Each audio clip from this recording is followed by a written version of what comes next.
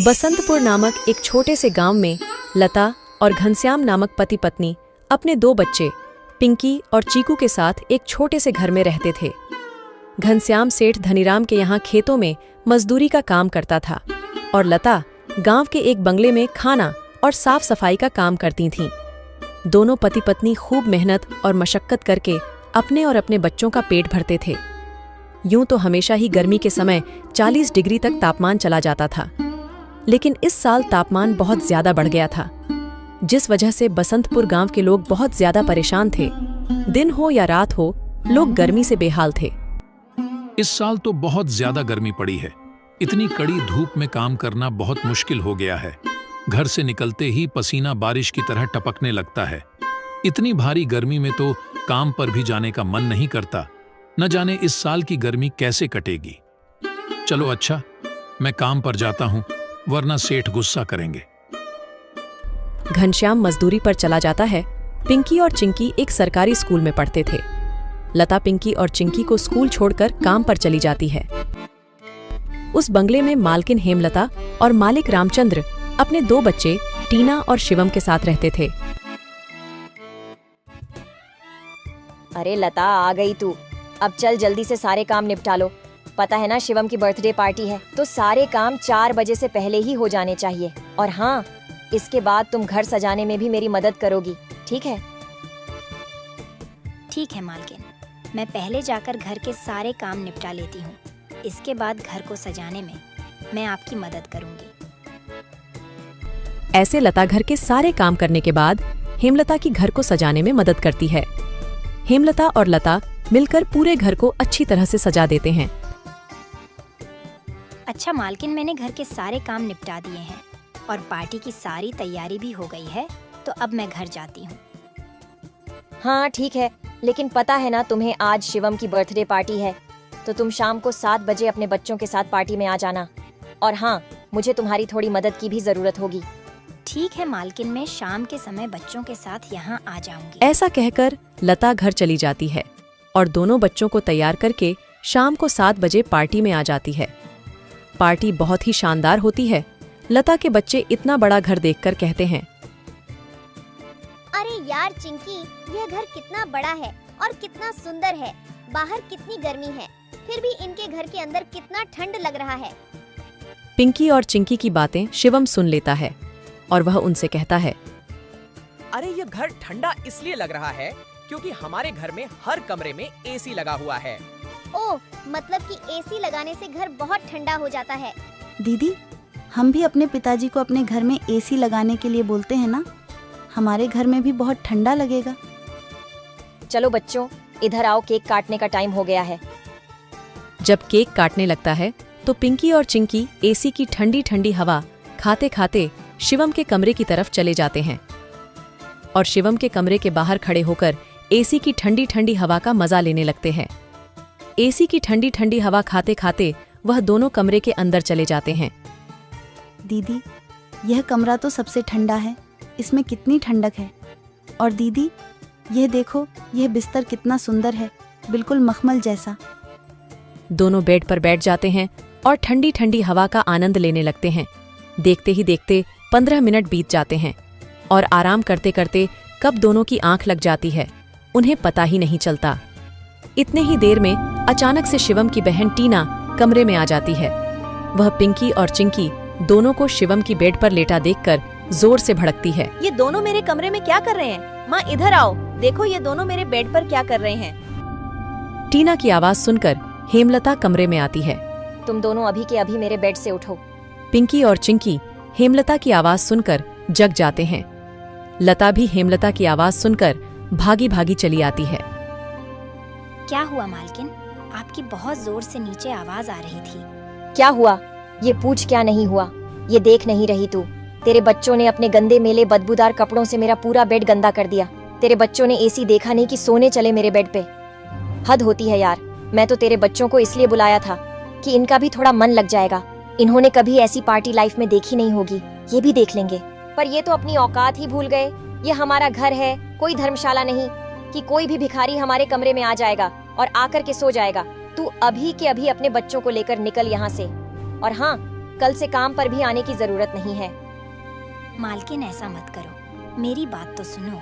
बच्चे नादान हैं। मैं वादा करती हूँ आगे से ऐसा दोबारा नहीं होगा। यह मेरी आखिरी भूल समझकर माफ कर दीजिए मालकिन। मुझे काम से मत निकालिए मालकिन। इस काम के सहारे तो मेरा घर चल रहा है।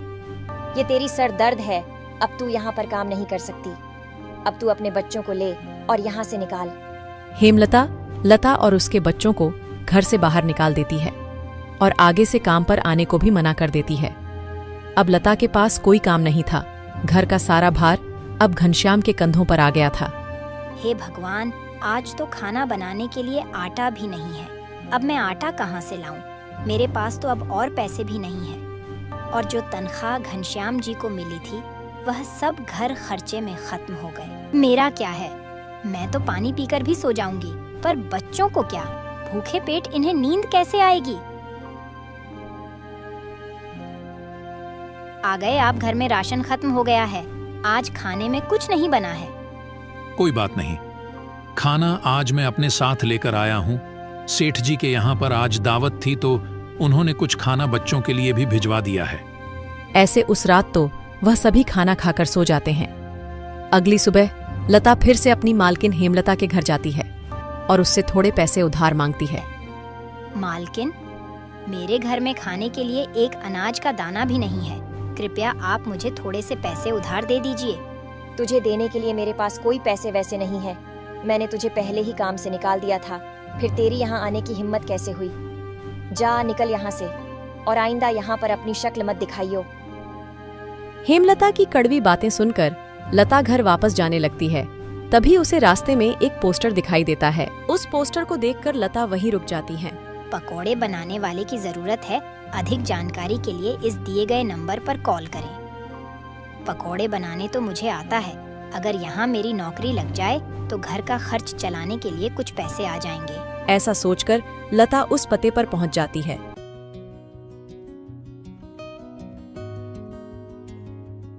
भैया, मैंने आपका पोस्टर देखा। आपको किसी पकोड़े बनाने वाले की जरूरत है? हाँ, जरूर तो है। तुम पकोड़ा बना लोगी। क्या तुम्हें पकोड़े बनाने आते हैं? हाँ, सब मुझे कई तरह के पकोड़े बनाने आते हैं, जैसे मिर्च का पकोड़ा, पालक का पकोड़ा, पनीर का पकोड़ा और भी कई प्रकार के पकोड़े मुझे बनाने आते हैं। तो ठीक है, तुम आज से ही काम पर लग सकती हो। ऐसे लता पकोड़े बनाने वाले के साथ काम पर लग जाती है और ग्राहकों को पकोड़े सर्व करने लगती है। ऐसे ही शाम हो जाती है और रमेश के सारे पकोड़े बिक जाते हैं। चलो, आज तो सारे पकोड़े बिक गए। आज तो तुमने पकोड़े सिर्फ सर्वे किए हैं, लेकिन कल से तुम्हें पकोड़े बनाने भी होंगे। हाँ साहब, मैं बहुत ही स्वादिष्ट पकोड़े बनाना जानती हूँ। तो ठीक है, ये लो आज के काम के पैसे। 300 रुपए लेकर लता सबसे पहले राशन की दुकान पर जाती है और वहां से राशन का सामान खरीदकर घर आ जाती है। घर पहुंचकर लता सबसे पहले बच्चों के लिए खाना बनाती है और उनको परोसती है। चिंकी, पिंकी, आ जाओ खाना खा लो। इतने में घनश्याम भी वहां आ जाता है और लता घनश्याम को अपने नए काम के बारे में बताती है। इस तरह सारे मिलकर खुशी खुशी खाना खाते हैं। अगली सुबह लता बच्चों को स्कूल छोड़कर वापस काम पर चली जाती है। दुकान पर पहुंचकर लता पकोड़े बनाती है। लता के बने हुए पकोड़े ग्राहकों को बहुत पसंद आते हैं। लता के बने हुए पकोड़े खाकर ग्राहक पकोड़े की बहुत तारीफ करते हैं। उनको आज के बनाए हुए पकोड़े कल से भी ज्यादा अच्छे लगे। रमेश भाई, तुम्हारे आज के पकोड़े का तो कोई जवाब ही नहीं। इससे स्वादिष्ट पकोड़े मैंने आज से पहले इस होटल में कभी नहीं खाए। आखिर आज ऐसा क्या मिलाया है इन पकोड़ों में जो इतने स्वादिष्ट बने हैं? आज तो मैं एक और प्लेट खाऊंगा। मेरे लिए एक एक्स्ट्रा प्लेट पकोड़े लगा दो। ऐसे रमेश अपने ग्राहकों के मुंह से पकोड़े की तारीफ को सुनकर लता से कहता है, लता, तुम्हारे हाथ में तो जादू है। तुम्हारे हाथों के बने पकोड़े खाकर ग्राहक एक एक एक्स्ट्रा प्लेट पकोड़े खा रहे हैं। तुमने तो कमाल ही कर दिया। आखिर ऐसा क्या मिलाया है इन पकोड़े में जो ग्राहक इतनी तारीफ कर रहे हैं? साहब जी, कुछ खास नहीं मिलाया है, बस थोड़े से नमक मिर्च मसाले बराबर मात्रा में डाले हैं, बस। ऐसे रमेश के आज के पकोड़े बहुत जल्द ही खत्म हो जाते हैं।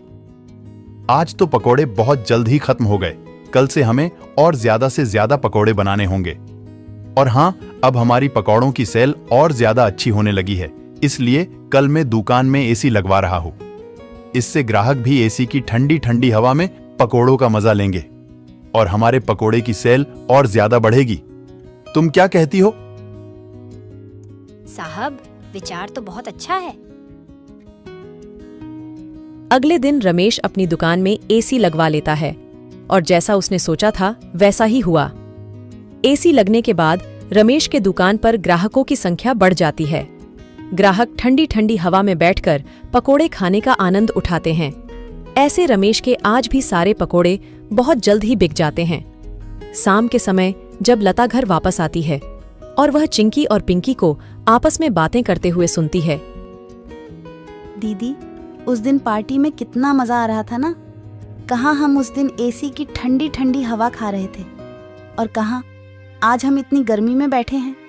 काश हमारे घर में भी एसी होती तो हम भी अभी एसी की ठंडी ठंडी हवा खा रहे होते। इतने में लता अंदर आ जाती है। अरे चिंकी और पिंकी, तुम दोनों क्या कर रहे हो? तुम दोनों ने अपने स्कूल का होमवर्क किया? चलो जल्दी से अपना अपना होमवर्क कर लो। मैं खाना बनाने जा रही हूँ। इसके बाद खाना खाकर जल्दी सो जाना। कल तुम्हें सुबह उठकर स्कूल भी तो जाना है ना। ठीक है माँ, हम स्कूल का काम करके आते हैं। ऐसे दिन बीतते जाते हैं और लता के हालात पहले से ठीक होते जाते हैं। ऐसे ही एक दिन सुबह लता काम पर जा रही होती है, तभी उसे भंगार की एक दुकान दिखती है। उसे दुकान पर कई सारे सामान थे, जैसे कूलर, पंखा, फ्रिज, एसी इत्यादि। लता का ध्यान उस दुकान में रखे पुराने एसी की तरफ जाता है। वह उसे बहुत पसंद आता है।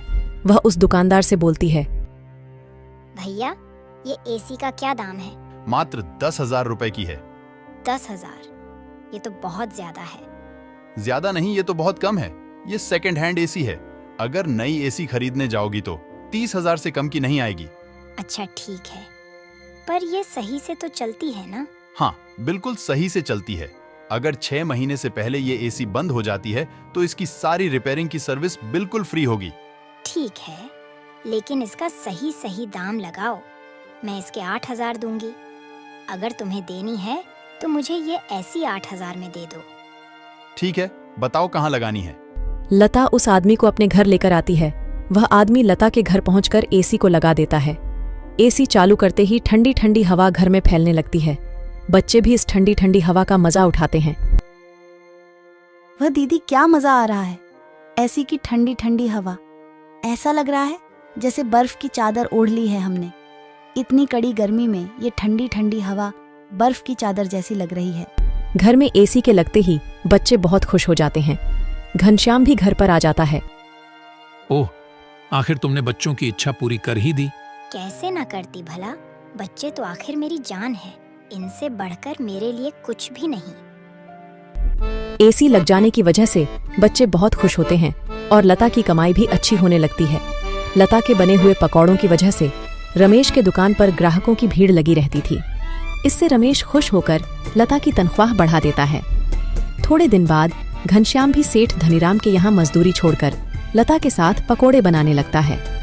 दोनों को रमेश काफी अच्छी सैलरी देता था, जिससे उनका घर खर्च काफी आसानी से चल जाता था। बच्चे पूरी गर्मी ऐसी की ठंडी ठंडी हवा में गुजरते हैं और इस तरह वह लोग अपना जीवन खुशी खुशी जीने लगते हैं।